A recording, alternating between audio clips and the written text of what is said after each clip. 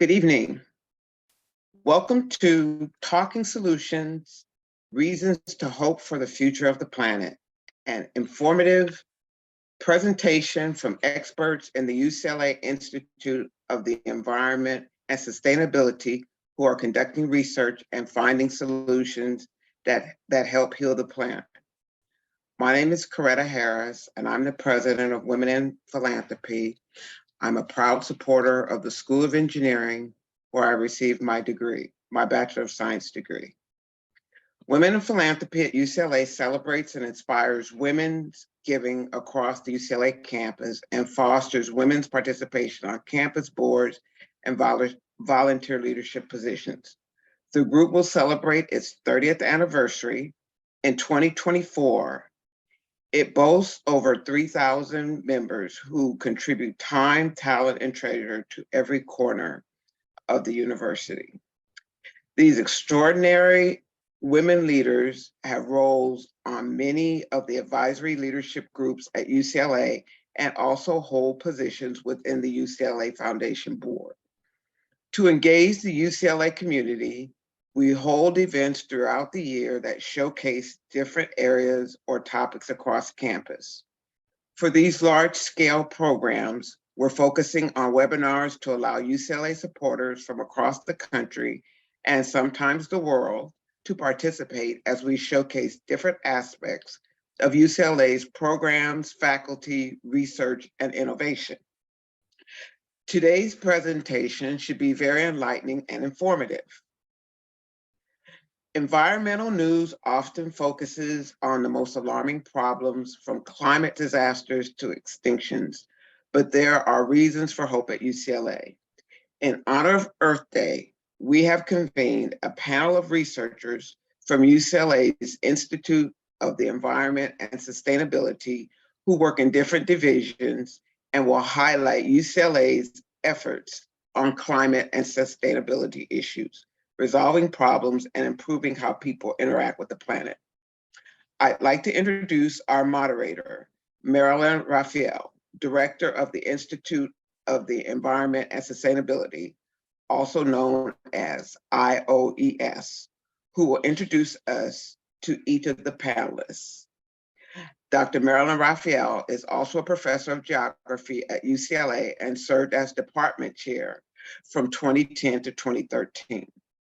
Her primary research focus is Southern Hemisphere atmospheric dynamics and climate change, and her major scientific goals are to characterize the Antarctic sea ice variability and to define and understand the interaction between Antarctic sea ice and the large-scale Southern Hemisphere circulation, focusing on interaction at the seasonal, interannual, and decadal timescales.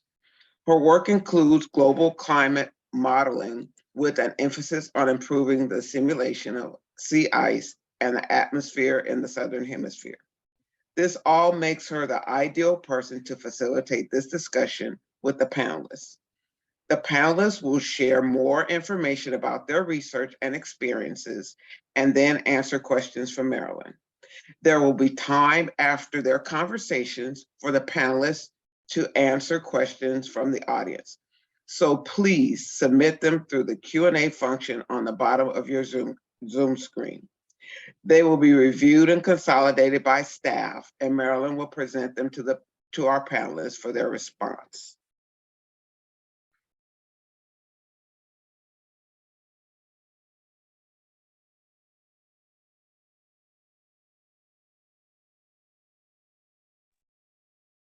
Thank you, Coretta, and good evening, everyone. Thank you for joining us this afternoon. We hear a lot about the world's problems, and that's a good thing because we need to know and understand what we're dealing with. But our primary goal is finding ways to adapt to and to mitigate those problems. Nuanced environmental problems require mitigation and solution-oriented research that match their complexity. And they require consideration of a broad combination of public policy, law, physical sciences, the arts, and the humanities. Implementing innovative climate research adaptations and mitigations means reaching out to and working with communities, government agencies, philanthropy, and organizations to learn of their knowledge and insights and to understand their realities and their needs. And to make sure we maintain this effort, we educate brilliant, passionate students through our environmental science undergraduate major or PhD program and our environmental science and engineering graduate doctoral program. These provide education that includes doing research on sustainability problems with the local communities and the grassroots organization. We are grateful for your support and partnership as we train this next generation of master environmental problem solvers. Our students are our future, and therefore always a source of hope for me and for my UCLA faculty colleagues. The dedication, ingenuity, and hope our students, researchers, and faculty have are essential to the sustained effort we need to create a prosperous and just future for ourselves and to reach a better harmony with the natural world. The experts on our panel today understand the problems, and they spend their lives dedicated to innovative, solution-oriented research, and I would like to introduce you to them. Our first panelist, first, just in the order that I am saying it, is Dr. Alex Hall. Alex is a professor in the Department of Atmospheric and Oceanic Sciences and in the IOES. He is also the director of the Center for Climate Science at UCLA and interim director of UCLA's Sustainable LA Grand Challenge. Alex, welcome. Dr. Liz Kozlov is an assistant professor in the Department of Urban Planning and in the IOES. Liz? Dr. Elsa Ordway is an assistant professor in the Department of Ecology and Evolutionary Biology and the IOES. Welcome, Elsa. Dr. Stephanie Pinsettle is a professor in the IOES and the founding director of the California Center for Sustainable Communities at UCLA. And Dr. Daniel Swain, climate scientist at the IOES. Alex, maybe you would like to begin. Sure. Well, thank you so much, Marilyn. It's really a privilege to be speaking to this group. Today, I'd like to talk to you about an exciting initiative that I'm developing, which is a research hub at UCLA to address one of the most important challenges facing the Western US, which is the recent emergence of wildfires so large and intense that we call them megafires. But first, a few words about myself and my research. I began my career in the early 1990s working with global climate models. Global climate models are simulations of the climate to understand fundamental questions like how much does the Earth warm when you increase greenhouse gases in the atmosphere? And my colleague Marilyn Raphael works with these models too to understand Arctic sea ice. My PhD thesis advisor was someone named Suki Manabe, that you may have heard of him. He won the Nobel Prize in Physics in 2021 for developing the first climate model. I came to UCLA in the early 2000s, and I really became fascinated by the huge variations in climate across the landscape in California and in the Western US. These variations are unresolved in global climate models. And so I began to work with regional climate models. And these are just like the global models, but they simulate climate at very high resolution, but focused over a limited area.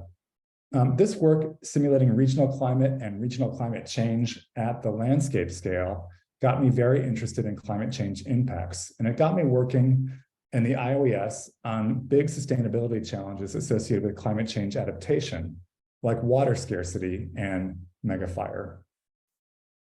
In September 2020, something momentous happened that made me pivot from work within my own discipline of climate modeling into something much broader and much more interdisciplinary. Many of you may remember the apocalyptic era then. There were megafires throughout California and beyond. In response to these momentous events, I began meeting weekly with colleagues in academia and the policy community throughout California to think about how we might work together to proactively address the wildfire challenge. So instead of being reactive to the wildfire challenge and just responding to these megafires when they happen, how can we actually do better at planning ahead and preventing them? And so the result was the Climate and Wildfire Institute, or CWI. The Climate and Wildfire Institute is a nonprofit, non-academic entity. Its initial funding was provided by the state of California in early 2022. By the middle of 2022, or last year, so about a year ago now, it was up and running with its first executive director. Its mandate is to engage key stakeholders and decision makers at state and federal agencies, local and regional government, as well as in the private sector. The goal of this engagement is to overcome the deep fragmentation of these stakeholders and decision makers, and to identify common decision-making needs and knowledge gaps. Now, the Climate and Wildfire Institute is considering how to fill those knowledge gaps once they are identified. It's turning back to the academic community and to UCLA in particular. It's asking UCLA to perform the role of coordinating the research community and developing the knowledge and scientific information for it to disseminate. We're calling this effort CWI at UCLA. CWI at UCLA will be the first formal and as of now sole university partner for the Climate and Wildfire Institute. This will establish a premier climate and wildfire research hub at UCLA.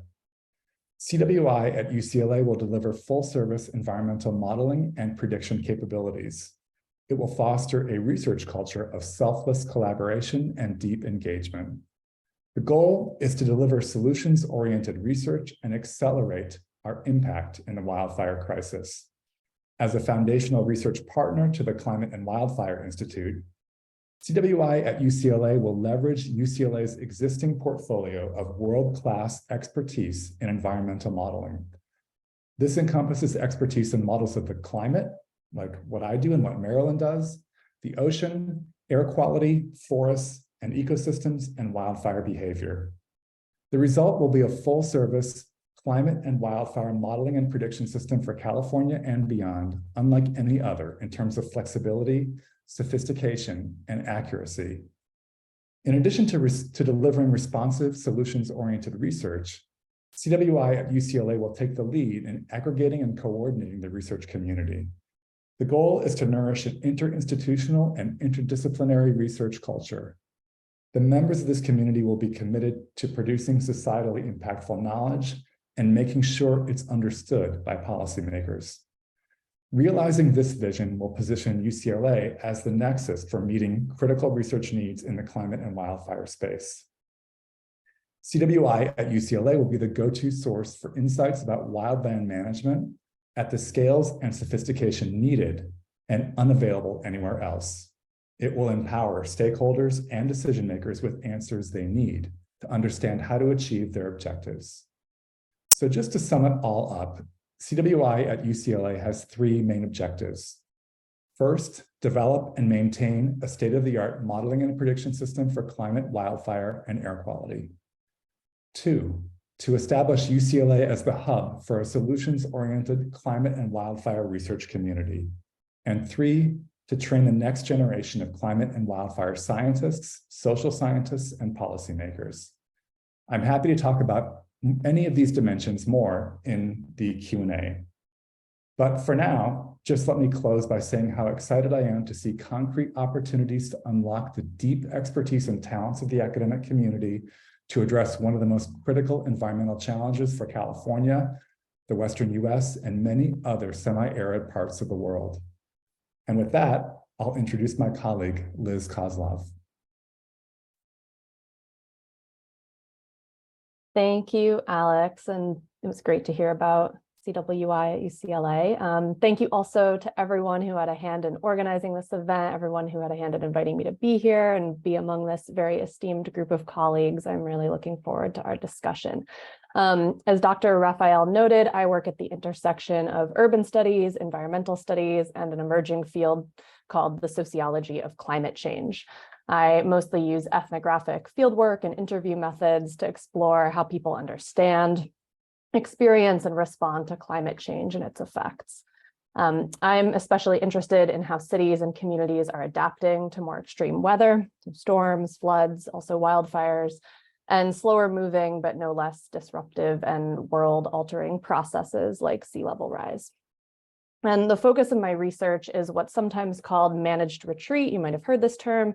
It refers to the movement of people, buildings, infrastructure away from places that are exposed to environmental and climate risk. So for instance, in California, we see examples of relocating stretches of highway, rail lines back from eroding coasts.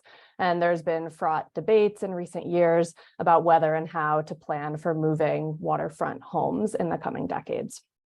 Managed retreat is not a strategy that is often associated with hope, although I'm appreciative to be able to talk about it here. If anything, it is really the opposite, perhaps because retreat rhymes with defeat. It's commonly considered more of a last resort, a hallmark of the kind of dystopian future that we need to strive to avoid by mitigating climate change.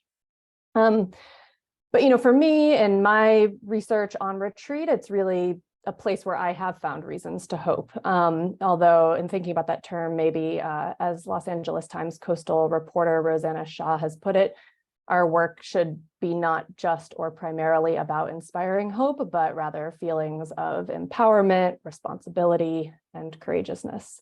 And just a side note, if you're interested in these kinds of issues, Rosanna has a really wonderful forthcoming book that just became available for pre-order this week called California Against the Sea, Visions for Our Vanishing Coastlines. I began studying retreat after Hurricane Sandy, which struck the East Coast in 2012 when I was living in New York City, working on my PhD at NYU at the time. And many of the neighborhoods that were hit hardest in the city had endured repeated flooding over the years. And I wanted to understand what would happen to these neighborhoods and to their longtime residents as climate change portended more such events and city officials sought to rebuild more resiliently. On Staten Island's East Shore, I wound up meeting dozens of residents who decided after Sandy that they did not want to rebuild, contrary to expectations. Instead, I watched as they organized locally, block by block, neighborhood by neighborhood, and advocated for their damaged homes and neighborhoods to be bought out, demolished, and permanently returned to wetlands. And so I'm currently writing a book about this kind of unusual grassroots mobilization and its results, what we might call more like community organized retreat. And the vision of Staten Island's resident-led buyout groups was, in the words of some, to give their land back to Mother Nature and to reverse development patterns that had not only placed more people in harm's way in their neighborhoods, but also destroyed coastal habitats and ecologies. In the telling of many residents I interviewed, retreat did not have to mean defeat. Instead, under the right conditions, it could prove an empowering, restorative, and reparative process, one that brought people together and deepened connections to place, the environment, and to other communities reckoning with disasters and climate change. So, all this is not to say that Staten Island's eventual buyouts or other instances of managed retreat in practice have been simple or ultimately well executed. Under current policies, retreat tends to reproduce or worsen inequality and does very little to fundamentally lessen risk and vulnerability or to intervene in their causes. So retreat's not a solution. You obviously cannot retreat from climate change. But in my work on retreat in Staten Island and in subsequent projects and collaborations, I continue to see glimpses of how retreat might feed in to the kinds of transformations that are essential to bringing about a more sustainable and just future. So there's more to get into. Obviously, I'm writing an entire book, but I want to keep it very brief so we stay on track with our schedule. So I'll just leave it there for now and turn the spotlight over to my colleague, Dr. Elsa Ordway. Thank you. Thank you, Liz. And thank you especially to Marilyn and Coretta and the organizers. I want to echo Liz too, and just saying how appreciative I am to have been invited to chat among these esteemed colleagues tonight. It's really a wonderful honor. So I'm going to come back actually to a couple points that were brought up. I want to just first start by saying that although I sit in an ecology and evolutionary biology department, I think what we've heard so far really resonates or really spotlights that interdisciplinary work is critical. I consider myself very much an interdisciplinary environmental scientist, and I think solutions to these big challenges that we're facing require very much interdisciplinary, creative, collaborative solutions. My team broadly focuses on studying forests, in particular how they're being impacted by climate change and land use change, and the roles that they can play in mitigation and adaptation strategies and sustainability solutions. So we do have a lot of projects here in California looking at ecosystem stability, for example, in the face of droughts and wildfires. But a lot of my work is actually in tropical forests, which are incredibly and intricately connected to climate change due to their role in land-atmosphere feedbacks, their role in the global carbon cycle, the huge amounts of biodiversity they harbor, and the rapid land use change that's concentrated in the region. People have actually directly modified over 70% of the Earth's land surface, and a lot of that is increasingly taking place in the tropics. Particularly due to things like expanding agriculture. So agriculture in the tropics is the single greatest driver of deforestation, and it causes about 80% of the forest conversion we see globally today. Since 2000, actually, an area that's larger than the combined area of California, Washington, Oregon, and Nevada combined has been cleared. And on top of that, with things like climate change, droughts, wildfires, disturbances that are actually critically important parts of these ecosystems are, just as they are here in California, increasing in frequency and severity in the tropics. Why am I focusing on all of this when we're here to talk about hope and solutions? Because it's really important to recognize that these impacts are taking place and the implications of that to be coming up with solutions. These tropical forests are critical pumps. Trees, like all plants, through the process of photosynthesis, pump carbon out of the atmosphere and into their trunks, their roots, soils. They pump water. A given tree in the tropics can actually lift about 100 gallons of water out of the ground and release it into the atmosphere in a single day. And of course, they pump oxygen back into the air, which is why we often refer to our two largest tropical forests in the Amazon and in Central Africa as the lungs of the earth. But also coming back to a point that Alex mentioned, kind of these unresolved variation in climate models, that's something that's particularly interesting to me and my group. So these two largest tropical forests, the Amazon and the Congo Basin in Central Africa, are currently responding in really different ways to climate change. There's a number of studies that are now demonstrating that Central African forests may be more resistant or resilient to climate anomalies and could offer the planet a much more robust carbon sink compared to tropical forests like those in the Amazon.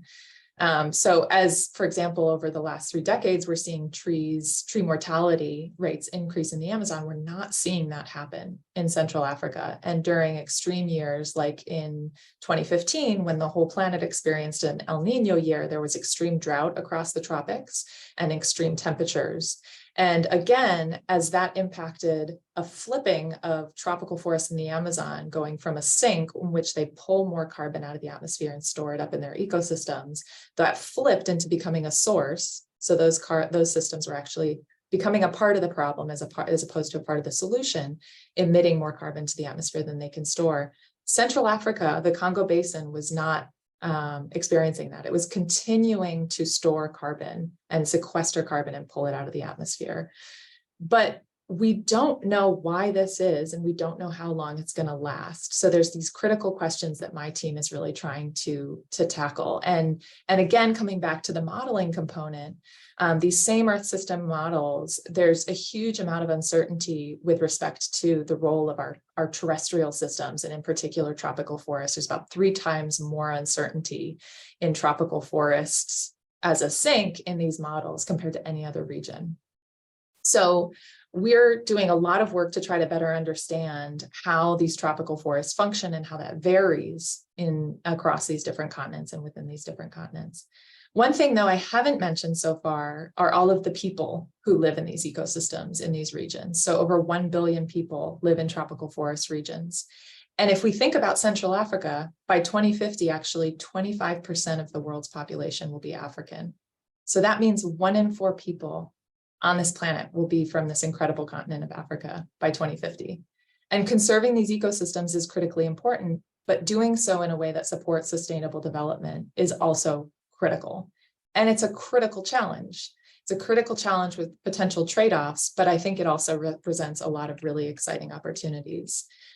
Here at UCLA, I work closely with the Congo Basin Institute, and we are working with other scientists, but we're also working with community members, with nonprofits, with government agencies, and with companies to do just that, to develop solutions that are informed by the science, that support both conservation, but also sustainable development pathways. So the Congo Basin Institute was actually established in 2015 as a joint initiative between UCLA and the International Institute for Tropical Agriculture in Cameroon.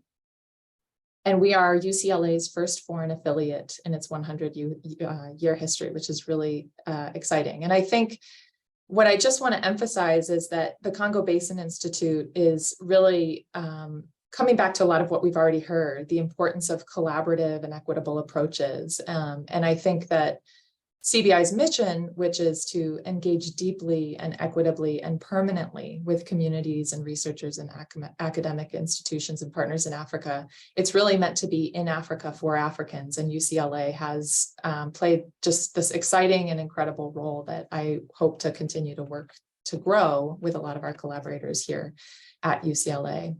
The last thing I just want to emphasize is that we do have quite a lot of folks from UCLA engaged with the Congo Basin Institute, and we hope to continue to grow that. So at this moment in time, we have 12 different academic units across 7 UCLA divisions and schools who are pursuing research in collaboration with the Congo Basin Institute. And I just want to close by emphasizing that I think these types of institutes at UCLA, like the Congo Basin Institute, or these types of collaborative efforts, I think are really a phenomenal example of UCLA's commitment to engaging communities globally in finding solutions to these really, really challenging issues.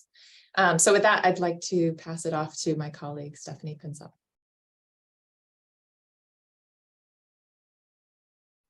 Thank you. It's very hard to build on those remarkable presentations of really interesting work from my colleagues thus far. But I too want to extend my thanks for being invited to this and to have an opportunity to interact with all of you, and look forward to your questions. I guess I come to these issues from a slightly different perspective, which is not surprising. I have a background in cultural anthropology and urban planning.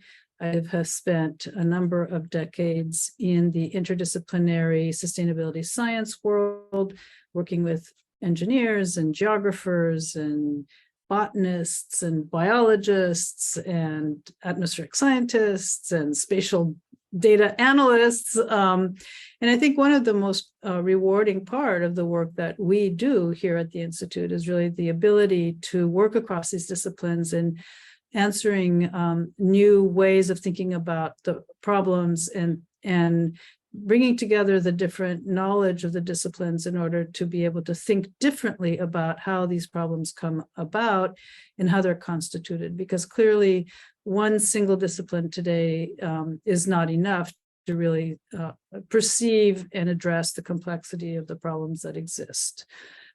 As Elsa's work shows, I mean, it's really a whole, and Alex's work shows, it's really a very, very complex set of questions, and that you need to bring to bear lots of different kinds of understandings and knowledge. And it is something that I think the Institute does uniquely well, and that is to try to figure out how these knowledges are complementary and bring about a different way of understanding problems. I tend to focus on questions of drivers of the current situation in terms of climate and energy and environmental degradation, inequality and poverty. And I'm very, very interested in using my work to address the questions of deep structural inequality that exists today. And I work on it through the lens in the past 10 years or so of energy production, energy consumption, particularly in California. And with my center and my really spectacular colleagues, we have created what is called the UCLA Energy Atlas. This atlas is an interactive web atlas that is powered by billions of data points of consumption at the parcel level, electricity and natural gas, which until we began this work and started to intervene at the level of regulatory agencies like the Public Utilities Commission, had been entirely unavailable. So it was paradoxical to me that here we have a state of California that is nominally at the forefront of enormous progressive legislation around climate and energy, that it was absolutely unknowable to how much energy buildings were using, 40% at the time of greenhouse gas emissions. So we began a campaign with local governments and were able to obtain this consumption data, which we aggregate for customer privacy and so on. But what it can allow you to do is really to begin to look at patterns of energy consumption across landscapes, across cities. Who's using the most? Who's using the least? How does that match up to socio-demographic characteristics? How does that match the historical legacy of redlining? Who lives in what kinds of buildings? How old are they? How efficient are they per square foot?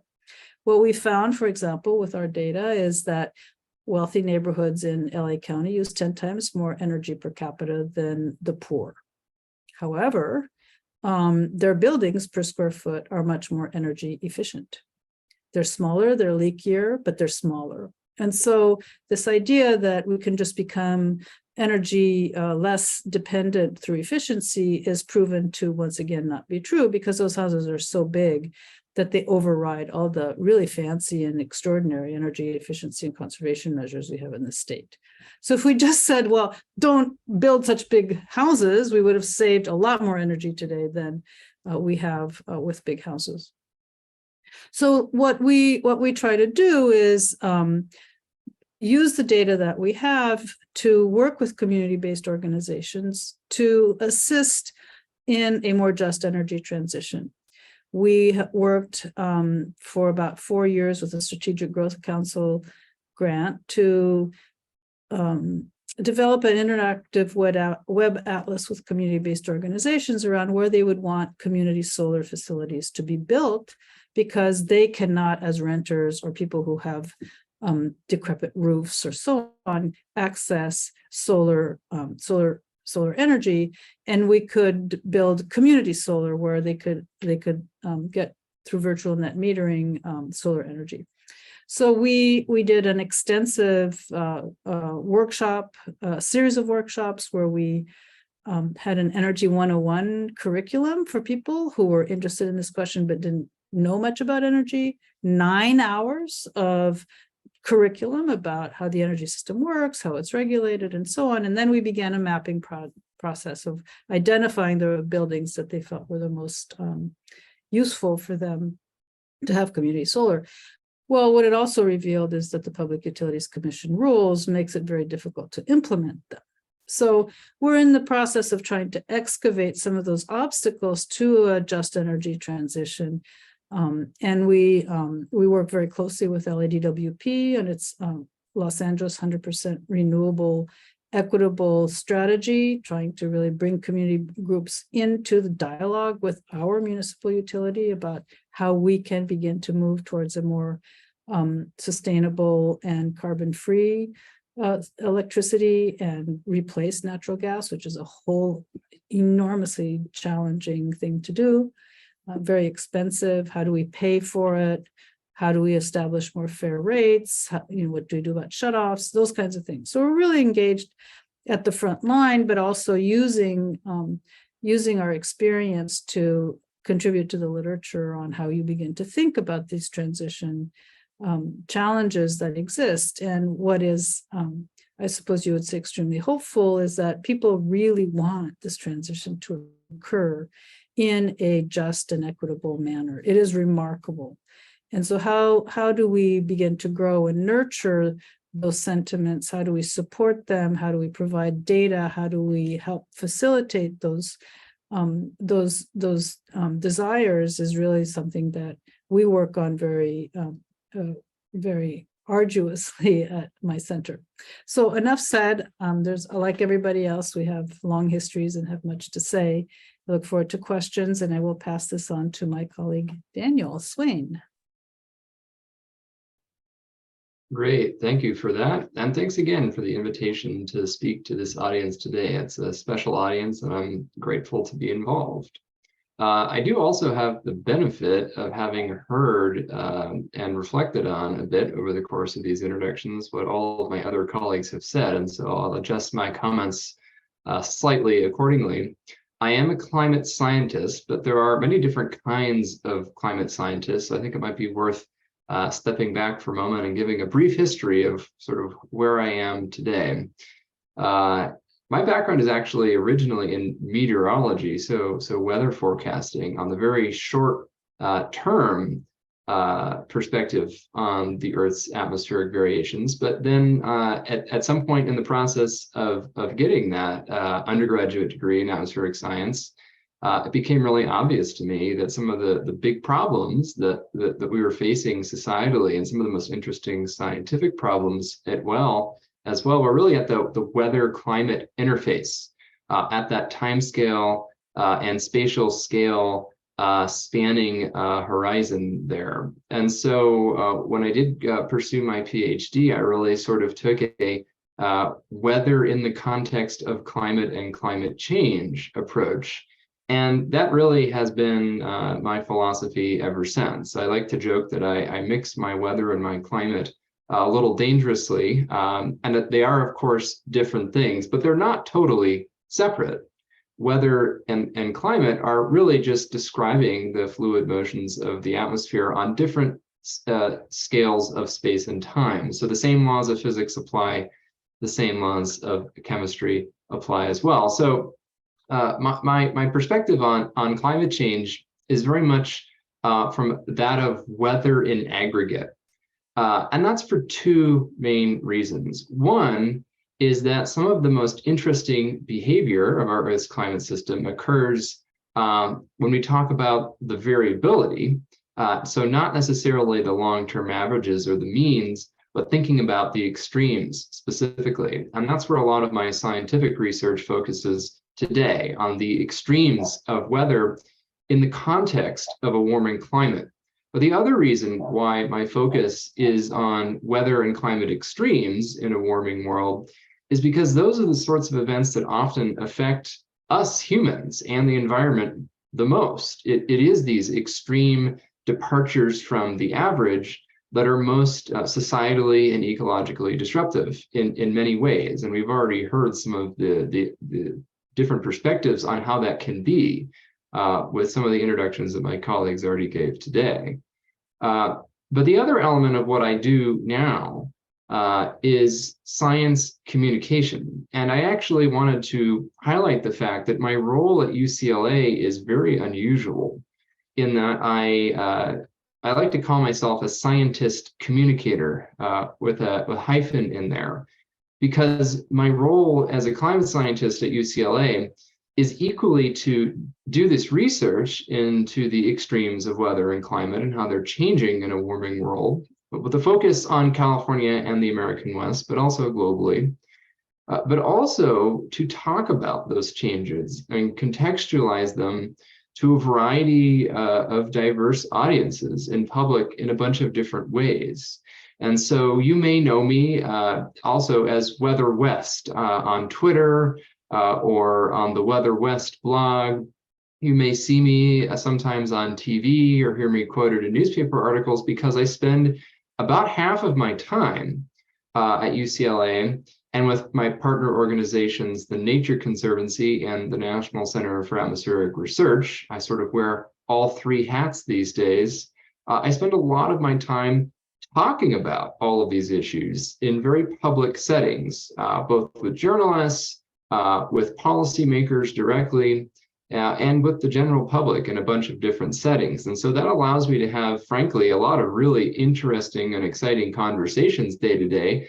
Not that it's not great to have conversations about science with my colleagues all the time, but it is sometimes really refreshing to get outside of that atmospheric bubble, and also rewarding because that way you're not doing science in a vacuum. So in other words, I really strongly believe in science in service of society, and the way I try and bring that to the fore in my role at UCLA is to have these conversations and to spend a lot of my time doing this kind of outreach. And I'm fortunate to be in a role, an unusual research and outreach role, not a teaching role at UCLA, that allows me to do that, because it's time consuming and requires a lot of flexibility day to day. I often don't know what my schedule looks like tomorrow. I just know that I'm going to be busy, but I like to call it a Swiss cheese schedule. It kind of keeps it open until it rapidly fills up at the last minute.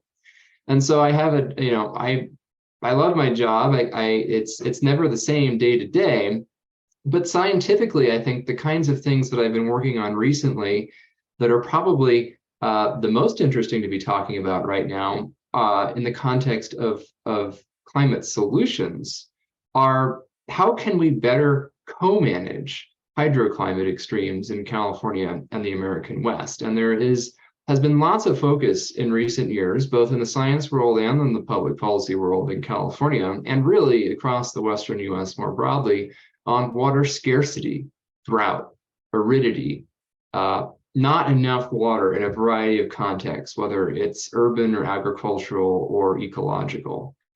And I think something that has been a little bit underemphasized in this period of extreme water scarcity and severe wildfires, which are, of course, very real issues that have gotten much worse over this period and may continue to do so, is that there is also the other side of that hydroclimate coin that we do have to contend with, and that's the risk of increasingly extreme precipitation events. In other words, more intense rainfall in a warming climate and the potential flood risks that those might entail. And of course, this is all a bit of a different picture. If we were just getting perennially drier in California, or we were getting perennially wetter in a warming climate in a big way, then we'd probably want to focus our climate adaptation measures in one direction or the other, in mitigating the risks and the problems that we would get not having enough water on the one hand, or instead mitigating the risks of having too much water all at once. But in a term that we've essentially called hydroclimate whiplash, the reality is that we need to be thinking about both of these things equally and thinking more creatively about how to co-manage both the risks, but also the opportunities that presents. Because you can imagine how if everything were just getting drier and drier and drier without any alternation, you might have real big challenges in the long run that you won't have if you still get these very wet periods interspersed in there as well. So thinking about how to co-manage drought and flood and how to leverage one against the other to create better outcomes is one major focus. And the other is thinking about how can we essentially continue to do things in a warming climate that help improve both the ecology in California and the West and resiliency to wildfires. So one other project I'm currently working on with the Nature Conservancy is a deep dive into how we continue to use tools like prescribed fire in a warming climate. So, and I'm happy to talk more about that as we go through the discussion today. So I'll leave it at that for now. I think we've gone through the full list of participants. So I'm ready to give it back to the moderator here. And I look forward to your questions.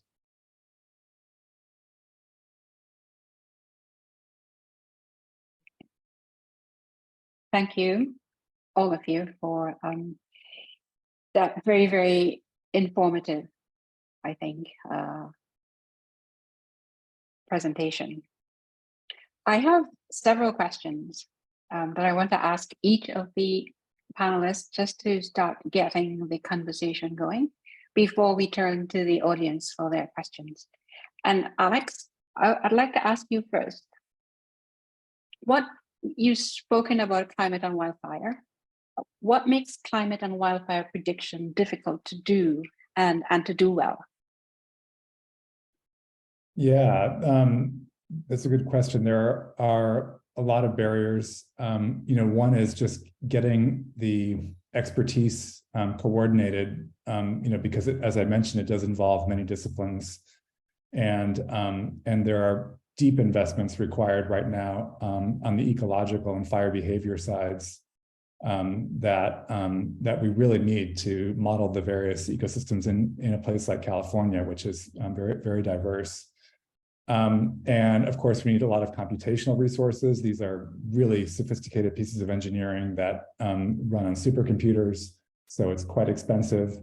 But most importantly, we have to maintain these systems after we build them, and that problem has been solved for places like the National Weather Service. They are continually developing and maintaining models for weather prediction, but we need to have the same kind of level of investment and maintenance for these climate and wildfire prediction models in a place like California. So I think that's another challenge, is kind of creating the maintained investment and not just having it be a one-off thing. Thank you. Liz, I'll turn to you next. You've examined social aspects of how people adapt to climate change, even climate deniers. What's the biggest insight that you've taken from your research? That's a big question. Thank you. I mean, so to come back to this, I guess, climate deniers piece. So in the research I did in Staten Island, one thing that really struck me from the get-go and continued to sort of puzzle me initially was that some of the most ardent supporters and leaders of this grassroots push to retreat from the coast were self-identified climate change deniers who would call themselves that, and were like, what we're doing is not about climate change. It's nothing to do with climate change. This is not climate change adaptation, even though that's how it's been portrayed in a lot of scholarship and a lot of reporting. So I wrote about this seeming paradox at length in an article kind of elaborating on legal theorist Katie Ku's concept of agnostic adaptation. So that refers to what it means to adapt to climate change without talking about climate change, which we see happening quite a lot. In this case, one reason is that it was very strategic. It was a strategic way to organize this broad-based movement of people across a lot of political and social differences. And so people knew that to have a chance at getting some government funding to do a buyout program and to be eligible for that, they needed to get everyone on their block and the adjacent blocks to agree that they would participate, because the state did not want to see this kind of patchwork of vacant lots and habited houses. It would be very difficult to sort of repurpose that land if that was the outcome. And so when the residents were organizing, it's a very conservative, politically conservative part of New York City, but it's not homogenous. And so it made sense to find a more unifying narrative that would allow them to accomplish, the same sort of end. So I think, an insight for me just in kind of doing this work and seeing what it was possible for them to accomplish, and hundreds of houses were indeed bought out, and a portion of one neighborhood is essentially gone now today and is returning to some kind of natural open space, although what that looks like is still debated. The best climate actions and policies in my view are those that intervene to make people's everyday lives better, even in the absence of climate change, and that connect to longstanding existing struggles and aspirations, and particularly the visions and demands of those who are most marginalized and made vulnerable by the existing status quo. So, the societal and political economic structures that got us into and continuously perpetuate these climate disasters. So, I think that for me has been an insight and kind of a strand through the research I've done. Mm-hmm. Thank you. Stephanie, you've outlined paths to sustainability for cities and systems that provide human needs like water. What are the main roadblocks that you think we have to overcome, and how can we do that? It's a big question. You can choose one. Another big question. Yes. Well, I think that part of the need today is to work to help people understand that we are in these urban systems together. So one of the trite quips I like to before it started to rain again is the water you put on your lawn is the water you're not going to drink. or I'm not going to drink, because I don't have a lawn. So part of the challenge is really helping people understand that these systems that we have, that we need to maintain, that we need to invest in, that we need to hire good people to work in, are to our benefit, to everybody's benefit. And the weakest chain really brings us all down. So one of the great pleasures I have working with the Los Angeles Department of Water and Power is that it is our public utility. And I have been working very conscientiously to put that vocabulary into people's mouths. Our municipal utility, our utility, my utility. And over the past year, I have to say I've been somewhat successful in getting people to now refer to LADWP as our utility. And then that means that we have a stake in its future. We also, I think, have helped people in LADWP be a little less defensive about how it's run, because there's a world of woe in these big utilities, that's for sure. But because we now embrace our utility as our utility, there's much more, I think, of a relationship between the customer base and the utility, and we're building bonds of trust where there can be more transparency and more openness about how we move together towards a different status quo relative to electricity and its generation distribution. Thank you. See, I think you handled that one really well. I'm going to start saying my utility now.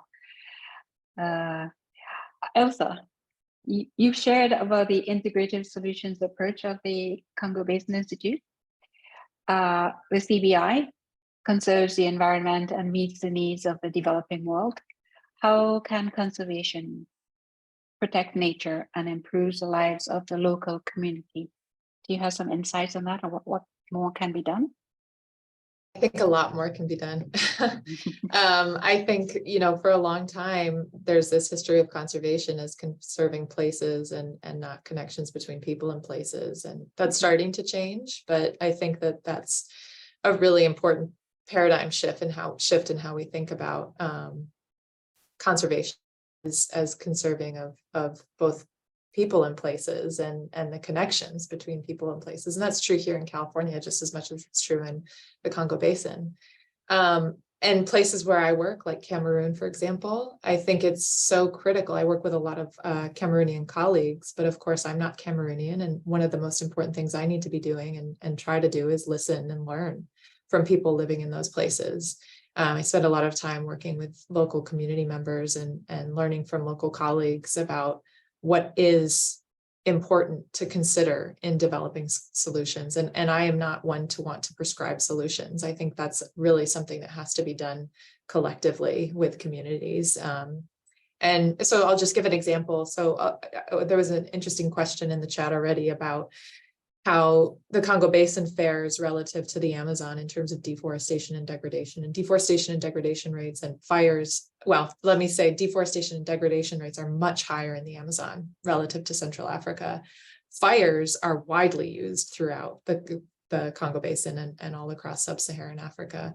But in terms of deforestation, it's at lower rates, but it is happening. And this is where I think there's a real opportunity to understand where is deforestation happening, but not just where, and not just about regulation, but why. And understanding that why is so important to coming up with solutions. And so I have spent a bit of time working to understand oil palm expansion dynamics in Central Africa. So a lot of you may have heard of oil palm. It's in about half, palm oil from oil palm is in about half of all products in any grocery store you walk into here in California. And it comes from the tropics. It can only be grown in the tropics. And most of it's being grown in places like Indonesia and Malaysia. And there's been a ton of deforestation as a result of the growth of that crop there. but it actually comes from Central Africa. It's a crop native, it's a plant native to the forests of Central Africa, and people have been harvesting it there for thousands of years and consuming that oil there for thousands of years, and still do to this day at all scales. People harvest it wild, but they also grow it there at plantation scales. And so we were looking at how much deforestation is attributed to oil palm expansion, and quite a bit is, because it's in high demand there. But what's interesting is there's really different local dimensions to the supply chain, the markets, the demands, the incentives for farmers to clear forest compared to Southeast Asia or these other global markets. And so coming up with a solution required understanding that actually it's not for global markets, it's for local consumers. Those local consumers are not going to be able to pay for a premium for a higher cost certified sustainable organic palm oil product. So you can't just stamp a certification approach that might work for European consumers on a product that's going to be for Cameroonian consumers. And you also have to understand from the farmers, why are they clearing? They don't want to clear. It's costly. It costs so much to clear these forests. And what we found was actually that yields are incredibly low on these farms. And there's a real opportunity to increase yields where farmers are already producing. And it has to do with where they can get access to the processing and how prices change seasonally. So it's incredibly complicated. But what we did was break it down into understanding the different motivations that farmers have to clear. And now there's a lot of conversations happening between the Ministry of Agriculture, different conservation nonprofits, and farmers to try to come up with solutions. How can we better support farmers in getting their needs met and actually increasing production on existing farmland without needing to continue to expand? So all of that is to say that I think it's just so important to understand the local context. And we've heard about that both from Liz and Stephanie in their responses just now too. And I think at the end of the day, that's what it's going to take to think about conserving both nature, but also improving the lives of local communities. It's a long-winded answer. Sorry, Marilyn. No, I think it was informative. It's not the sort of question that you can say yes and move on, or no. Danielle, you devote time to speak with journalists and media more than the rest of us on this panel, actually. And you speak to them about climate change and other issues your research touches. But how can we counter misinformation that's seemingly everywhere? What more do we need to do? Yeah, thanks for that, because I think it's a really important question in this era where in so many different domains we've had to deal with misinformation and even disinformation. So both things that are inaccurate and things that are even intentionally wrong in some cases, or misleading for intended to mislead for some purpose.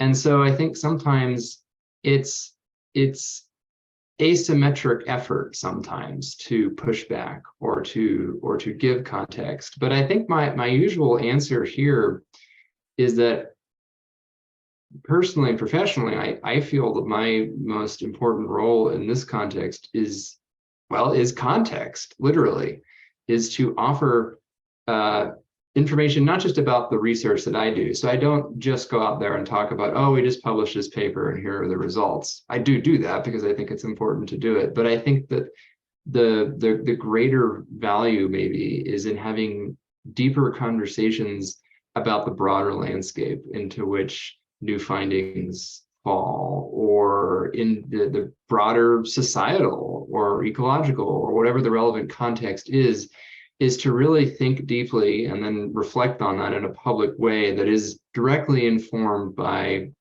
your best understanding, your best professional understanding of what the science actually says in this given moment. And what the science says, in a given moment is usually not just what one paper says, even if it's your own paper, but placing your own work into the context of what others have done before you, how the field is changing and how the world is changing. And so I realize it's a fairly broad answer, but I think that offering context for the research findings that we have, offering context for the opportunities and challenges associated with various solutions that we're talking about to climate change, to different climate adaptations, because there are lots of things that sound great on paper, but there are maybe not so great in practice. Or the reverse can be true, where things that sound like it'll be an uphill battle or it'll be too difficult to implement actually turn out to be really promising interventions in some places once you talk to some of the folks who are on the ground or in the know. And so I think that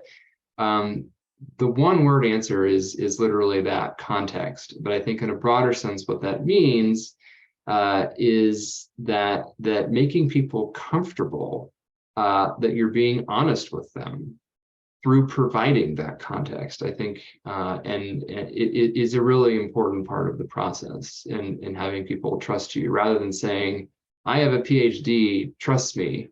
You have to earn that trust, I think, through building sustained relationships over time and offering those broader conversations that people really want to have.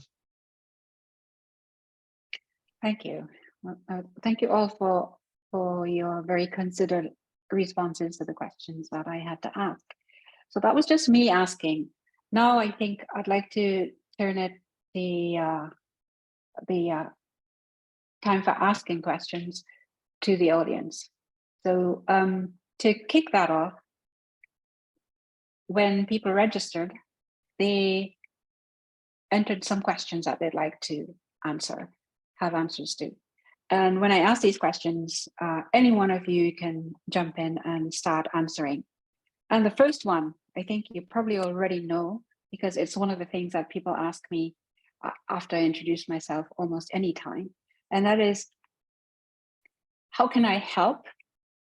I'd like to know more about what I can do to help with climate change issues, what kind of changes I can make, what kind of tips do you have for living more sustainably as individuals?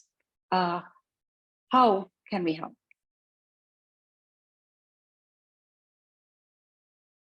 That was the end of the question. I can offer some insight there. I think in my own personal experience, what has been helpful is to recognize that it's a really huge challenge and that not everything can be solved at once, even if in your own personal resource footprint, you're not going to be able to address everything at once. What I've done is, every year I try to focus on a different aspect of my own sustainability. And I try to make that the year of doing that thing. I mean, one year it was taking public transportation everywhere. The next year it was biking. The next year it was, redoing my yard with native plants. And I mean, I think there's just a way to approach it incrementally that makes it, and breaking it down into pieces that I think makes it a lot more tractable. And it's fun, so I think my advice is break it down into pieces and try to enjoy trying something new. I tack on to that.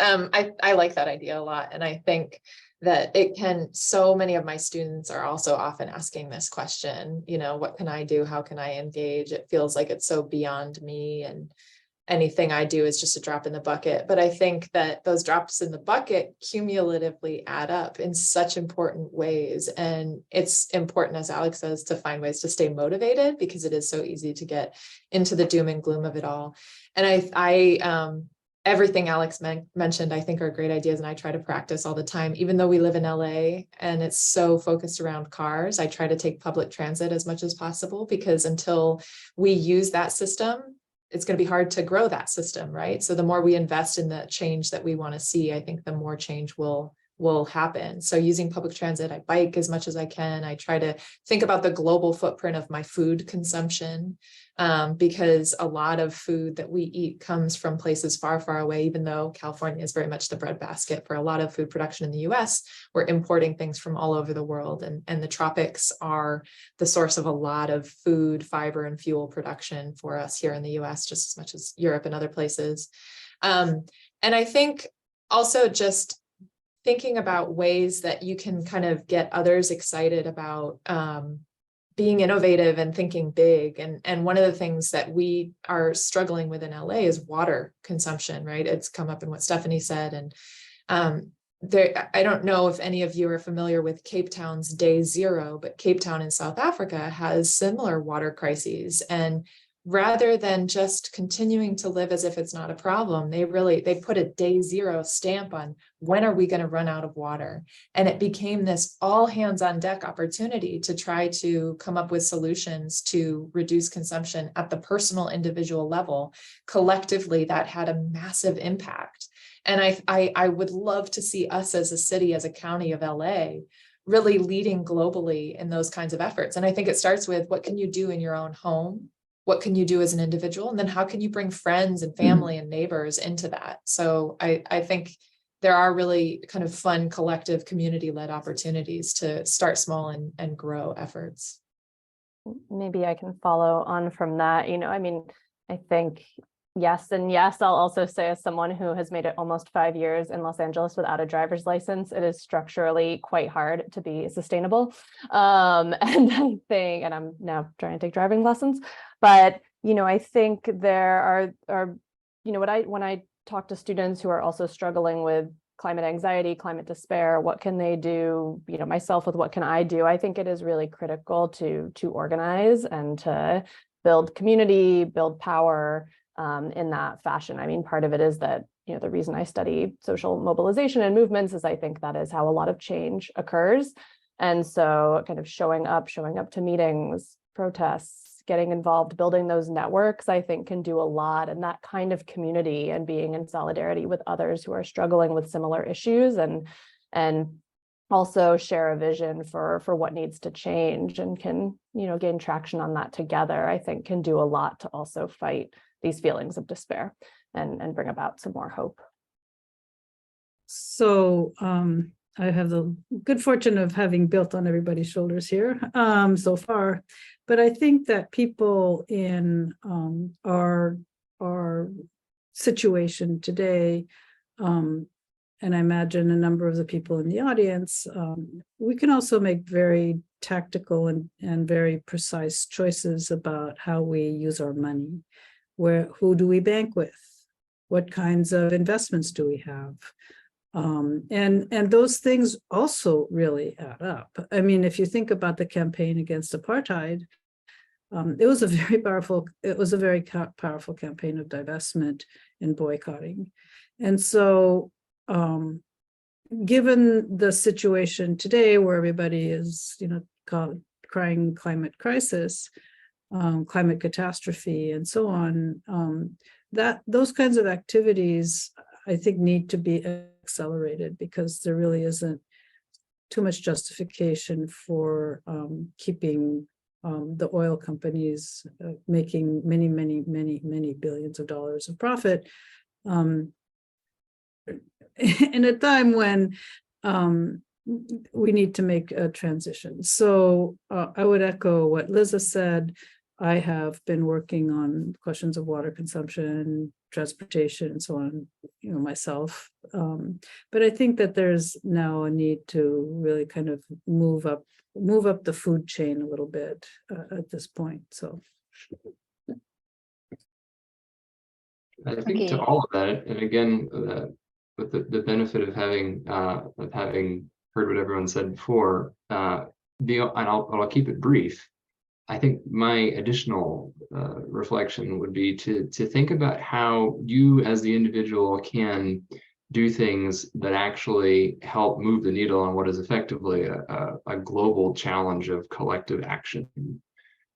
Since there are things you can do individually in your own life, day to day with your footprint and how you use money, but also thinking about, how do we bring about the systemic change that's ultimately going to be necessary to solve the overall problem. And in some cases, people have different power and different privilege depending on your circumstances. But one thing that a lot of people can do is be politically engaged and vote and have the conversations with these things with your friends and neighbors and family. One thing we often hear in climate science is that the average person doesn't hear about climate change in their daily life most of the time. So even something as simple as striking up a conversation with somebody at a coffee shop can actually sort of do both. It's both the local scale and big picture at the same time. Thank you. Now I'll turn to some others that are a little bit more specific, let's say, to individuals. And I like this one for Stephanie. Do you think community solar will grow in California? And really, why isn't there a flat roof and parking lot in Southern California covered with solar panels? Now that's a very gnarly question. The community solar will grow in California, but it is a big fight because community solar is not something that the utilities, the investor-owned utilities are very friendly toward. And so there's lots of rules and regulations that prevent community solar from being built. We've done a bunch of work on that. Through the Public Utilities Commission set of regulations, there's only a certain amount of community solar that can be built and added to the grid. I will say, though, that the community choice aggregators across the state, which are, I can explain that in the weeds later if you really want, but they're kind of a public intermediary utility, and they are starting to build community solar and take advantage of the set-asides that the utilities have made relative to the amount of community solar that can be built. So it's actually seems like such an obvious thing that should be done, but there are real political and economic reasons why it's not. So it's too bad. Okay, thank you. Alex, the New York Times survey revealed that becoming a vegan and not taking long flights are the most important things citizens can do to decrease the rate of climate change. Do you have a comment on that? Yeah, Do you agree, disagree? I was trying to type my answer to that question, and then I accidentally hit the answer live button. But this circles back to our previous discussion about what we can do. Yeah, I think when people look at their food carbon footprint and when they look at their air travel carbon footprint, they are surprisingly large, and often that is, in terms of carbon emissions, one of the most important places where people can make a difference quickly. But I think I would go back to some of the earlier comments people made about the most important thing we can do is be thoughtful, to give thought to what our personal impact is, and I don't think it's about reading what someone tells you to do and doing it. It's about being thoughtful about what your impact is and addressing what your impact is. So that was one thought there. And then obviously, to echo what Daniel was saying too, that ultimately the solution here is political as well as personal action. And you might argue that's, in the long run, the most important thing to do is change our politics. So, yeah. Thank you. Daniel, Alex just mentioned you, so this moves right into the next question. It's a long one. So, late in the rainy season, California began to allow some of the San Joaquin farmlands to turn into flood basins to capture some of the water. There were also issues about how much water to keep in the Sacramento Delta for the ecosystem versus allowing the farmers to use it. In LA, there is the issue of how much water there is for the LA River ecosystem versus recycling the water.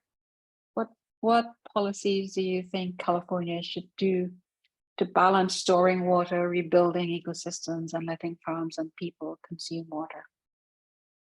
Well, this is certainly a timely question. These are conversations we've been having actively with the Department of Water Resources and the state legislature and various folks who actually live in these communities who've been really severely affected by flood and drought in recent years. In fact, in a lot of cases, it's the exact same communities that have been hard hit by both extremes multiple times in the past decade in California. And I think that part of understanding extreme events, floods and droughts, hydroclimate extremes, is one of the reasons we want to do that from a societal perspective, is because it really directly informs the kind of interventions that are actually going to be helpful in the long run. And this is actually a good example of one of those kinds of interventions that is going to be helpful in the long run. And like Alex, I had actually typed out a multi-paragraph response and then pushed the wrong button. So, but this way everyone gets to hear it directly from me. Groundwater recharge is one big thing that California is aggressively working on, but we could do even better. And there's a special kind of groundwater recharge that's called FLOODMAR, flood managed aquifer recharge. And essentially what it is diverting floodwaters or using excess flows, quote unquote, excess flows in rivers and streams when they are available conditionally to do good things. So if you design a system like this right, you can accomplish two benefits at once. One is protecting places you do not want to flood by allowing that water to go somewhere else. So if you don't want major cities or critical infrastructure to flood, you might divert it. And if you design the system well, you can divert it somewhere where that flood water is actually going to percolate down into groundwater basins and recharge them, and thereby increase your resilience to the next inevitable drought. And so thereby you've actually used the flood to decrease your future drought risk while reducing the risk to populated areas in one fell swoop. So that is the kind of system that we would want to see in a climate where we're potentially seeing more extreme floods and worse droughts. That is the kind of intervention that would be really commensurate with that scientific expectation of what California's climate, it already looks like this to a certain extent, but perhaps even more so moving forward. I think one of the challenges in California is that there are big regional differences. So in the Central Valley, for example, you have a lot of open land, or at least land that is primarily agricultural in use rather than highly urbanized. And so there is at least the potential to greatly expand your floodplains, to set the levees back farther away from the rivers, to restore floodplains, to inundate relatively vast areas of agricultural land to prevent flooding in cities. LA County, of course, is a bit of a different story. The population density in LA County is much higher than in the Central Valley. And even though the largest rivers in California are the Sacramento and the San Joaquin in terms of the watersheds that they drain, and of course the watersheds in Los Angeles County are smaller in spatial scale, they're superimposed on a physical geography, a human geography that has millions upon millions of people living there. And so the challenges are a bit different. You don't have as much room for the rivers to roam, as it were, even though the rivers in LA County still, they definitely want to roam, but they have less capacity to do so without flowing into neighborhoods and industrial areas, because we've built up these communities around them very closely in some cases, in the case of the LA River, for example. And yet even here, there are opportunities to do things that allow to reconnect rivers, at least in a limited sense, with their floodplains. And we see this in certain parts of the Sepulveda Basin, for example, or the restoration of some of these riparian areas along the LA River itself. So there are opportunities, and on even smaller scales too. In the city of LA, there are a number of initiatives to green essentially the medians and the area between the roadways and the sidewalks, what are called bioswales, where it's literally these areas of recharge and parklets that are on the order of 10 to 20 square feet in some cases. They're very small, but there are so many opportunities to do that in an urban setting. You can do it thousands and thousands of times over. And as we've heard before, these things do scale up if you do them often enough and in enough places. So there's opportunities like that. On the water scarcity side, I'm no water engineer, but there are, of course, a lot of things we can do with water recycling, improving efficiency in a lot of ways that help very much on the drought side. But all of these are sort of tied into what we think will happen with these wider swings between wet and dry. And the good news is, there are things that there are interventions that are really commensurate with that reality that I think we're starting to do now, and we can do on a much larger scale. And I hope we're working to make that happen. Thank you. Great. And there are a variety of questions here, and I can definitely see that some people are probably better able at answering them, given your focus. And Elsa, this one is for you. I'm also interested in the answer to this. What can be done where the government supports the clearing of the land, like in the Brazilian Amazon, and there's a specific reference to that apparently was shown in the Salgado photos at the National Natural History Museum.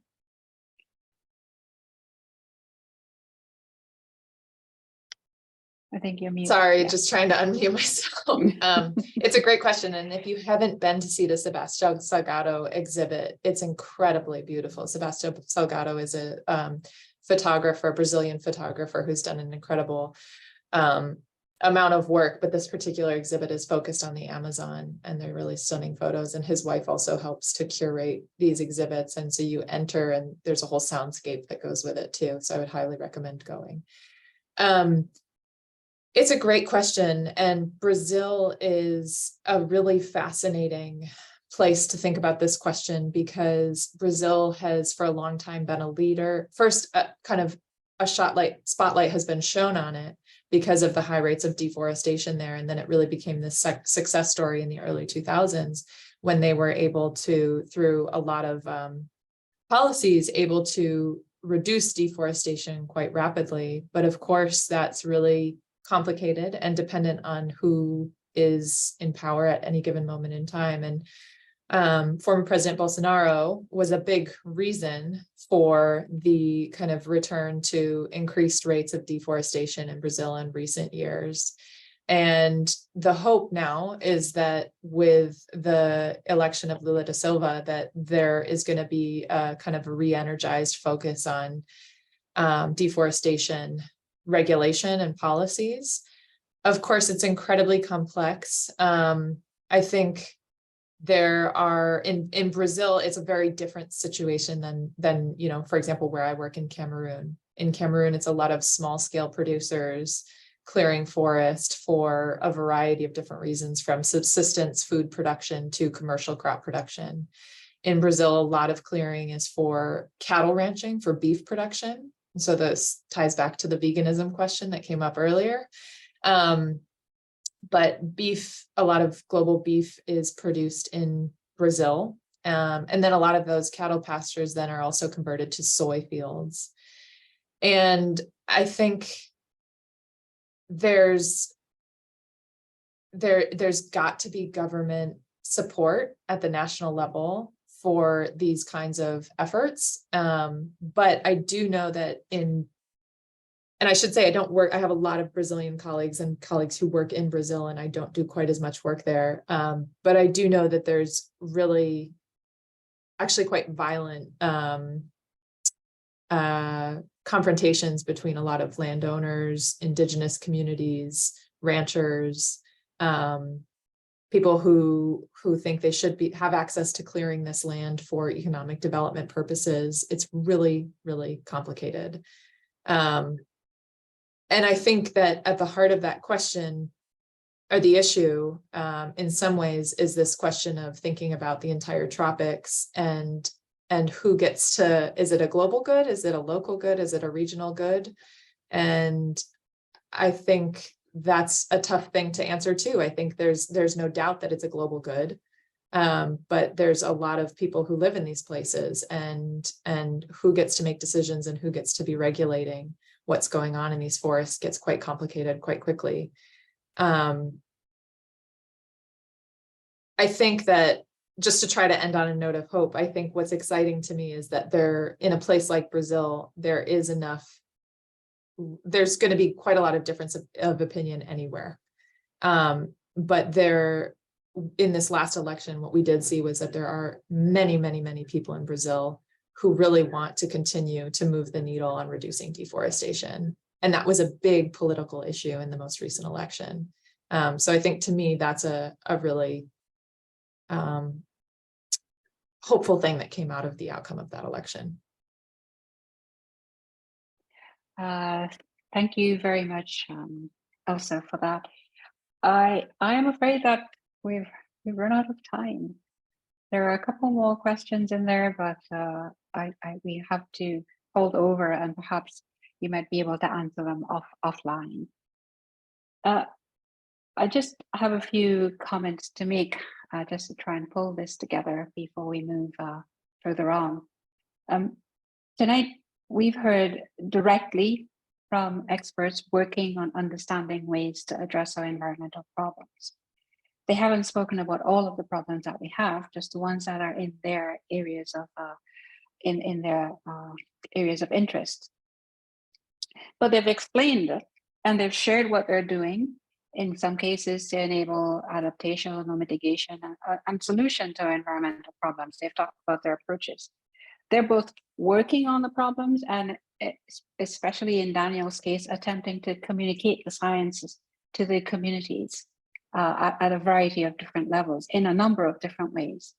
And it's clear, and you probably came in knowing already, that these problems are so complex that there isn't a single thing that we can do which will solve everything that we face. We have to approach all of these, the solution to our problems, the mitigation of our problems, and the adaptation in an interdisciplinary manner. And that's what we do at the IRES. My takeaway from this is that we have problems, yes, but there is hope, and it's going to take effort from all of us. We appreciate your valuable time tonight and your support in partnering with UCLA to create a better future for ourselves and for our planet. And I just want to say again, thank you to our brilliant panelists who are working hard on solution-oriented research to mitigate and to adapt to our future. Thank you. Coretta. A heartfelt thank you to Dr. Marilyn Raphael, Dr. Alex Hall, Dr. Liz Kozlov, Dr. Elsa Ordway, Dr. Stephanie Piquel, sorry if I butchered your name, Dr. Daniel Swain, for your time and enlightening us on your efforts to find solutions to help save our planet and what we can do to assist. Also to Rachel Scott Foster, Director of Development, Sustainability and Environment Initiatives, for her assistance pulling this program and panel together. Thank you also as well to Women in Philanthropy members and other UCLA supporters for participating in our panel. And also a tremendous appreciation to Melissa Delgadillo and Priscilla Diaz from the Development Events team for helping with all of the Zoom meeting logistics. This is our last webinar for this academic year. Our next webinar will be in fall, so keep an eye out for invitations to other interesting programs from Women in Philanthropy. Thank you very much for attending and have a pleasant rest of your evening.